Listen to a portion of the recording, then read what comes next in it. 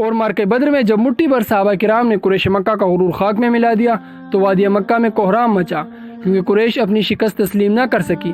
और भला तस्लीम भी क्यों करती, क्योंकि इस जंग में उनके बड़े बड़े सरदार जैसा कि अबू जहल, उतबा, शेबा की हलाकत उनके लिए नाकाबिले कबूल थी, और यूँ वो इनका इंतकाम लेना खुद पर फर्ज समझने लगी। तकरीबन 1 साल तक कुरैश इंतकाम की आग में झुलस रही थी और बिलाखिर उनका इंतकाम ग़ज़वा उहद में पूरा हुआ। तो आइए जानते हैं कि 15 शव्वाल 3 हिजरी बरोज़े हफ्ता कुरैश ने अपना इंतकाम कैसे पूरा किया। पर याद रहे कि सहाबा किराम रिज़वानुल्लाह ताला अलैहिम मजमईन ने गुलशन इस्लाम को मुरझाने न दिया और अपने मुबारक खून से इसे सींचा।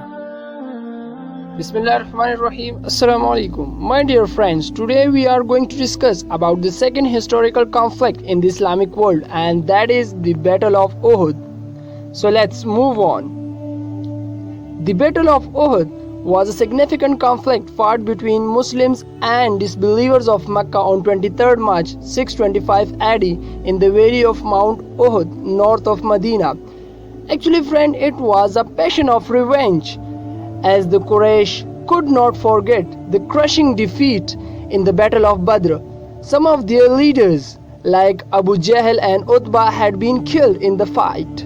Since the Battle of Badr, cry of revenge had been resounding in the valley of Mecca. Now let's have a look at the background, or what the scene behind this historical tussle. Friends, in the 3rd year of Hijrah, the Quraysh of Mecca assembled a large army of 3,000 warriors led by Abu Sufyan. They sought to avenge their earlier defeat, so they marched towards Medina with a well-equipped army. Additionally, a number of women sang emotional songs to inspire the warriors, expressing confidence in their victory. They camped near Mount Uhud, which lies to the north of Medina. To the south of Uhud flows Wadi Kinat and Ainain Hill, also called the Hill of the Archers, or Jablur Rumat, due to archers posted by the Prophet ﷺ on the day of the battle. Let's have a look at the circumstances and major events of the Battle of Uhud. When the Prophet ﷺ was informed by Hazrat Abbas radiallahu anhu about the moves of the Quraysh, he ordered his followers to prepare for war. He called a Majlis Shura, a council of the Muslims, where 2 different opinions were given by his companions regarding facing the Quraysh.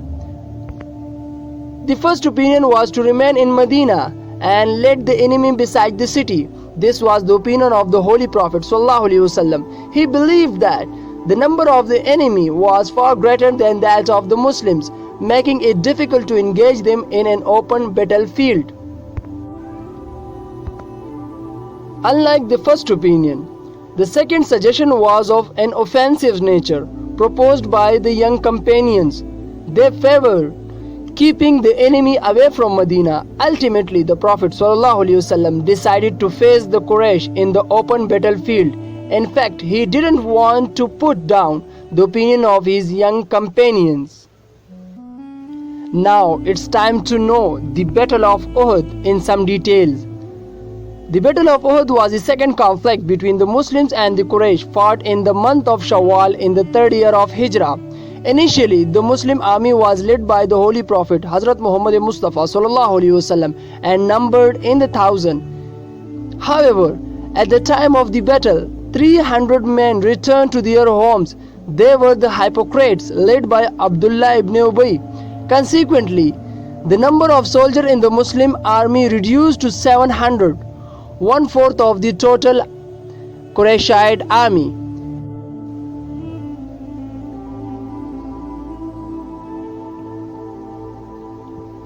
Initially, the Muslim held a very strong position. However, the killing of Hazrat Musab bin Umair radiallahu anhu weakened the Muslim resolve.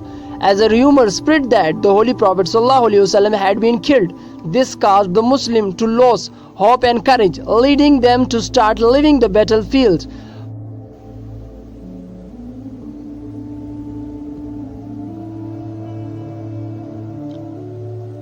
In the meantime, the Prophet ﷺ charged Hazrat Ali radiallahu anhu with launching a counter-attack. Hazrat Ali radiallahu anhu rallied the Muslims to return and fight for the glory of Islam.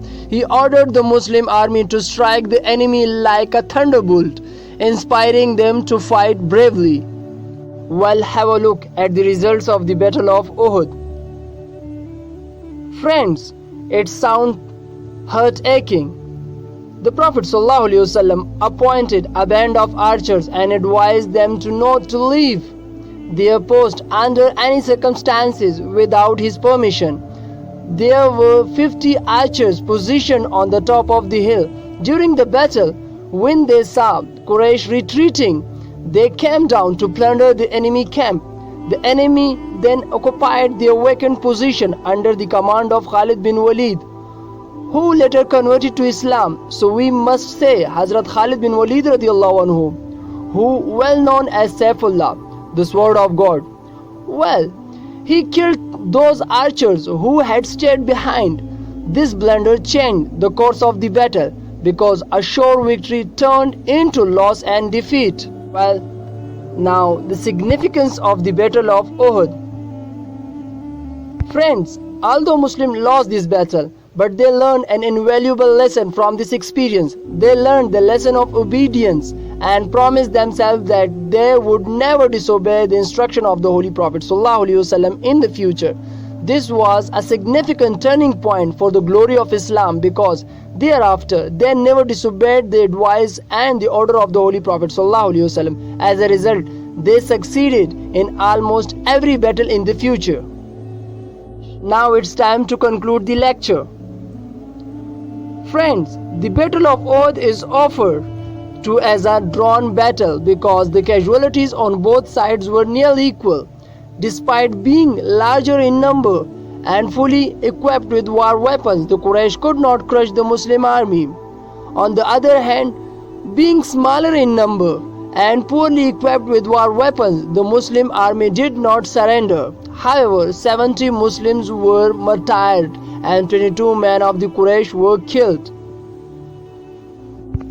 A bunch of thanks and Jazakallah for staying with us. Goodbye and Allah Hafiz.